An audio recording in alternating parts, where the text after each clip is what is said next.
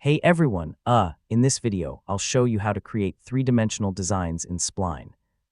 So if you want to build modern scenes, animated objects, or interactive three-dimensional content directly in your browser, this guide will walk you through everything step by step in 2026. First, sign into Spline and create a new project. Once the editor opens, you'll see the main workspace where you can start building your three-dimensional design from scratch. Next, start by adding basic shapes like cubes, spheres, or text elements. These are the building blocks for most three-dimensional scenes inside Spline. Now use the Move, Rotate, and Scale tools to position your objects. You can drag items around the scene and resize them to create the exact layout you want. Next, customize your design by changing colors, textures, and materials.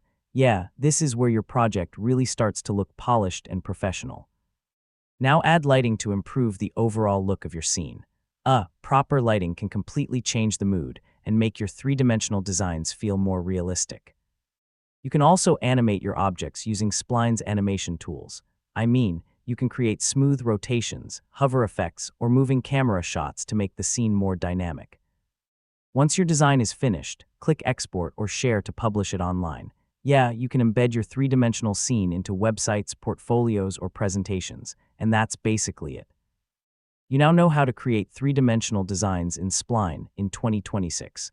Hopefully, this guide helped you start building amazing interactive projects easily. Thanks for watching, and I'll see you in the next tutorial.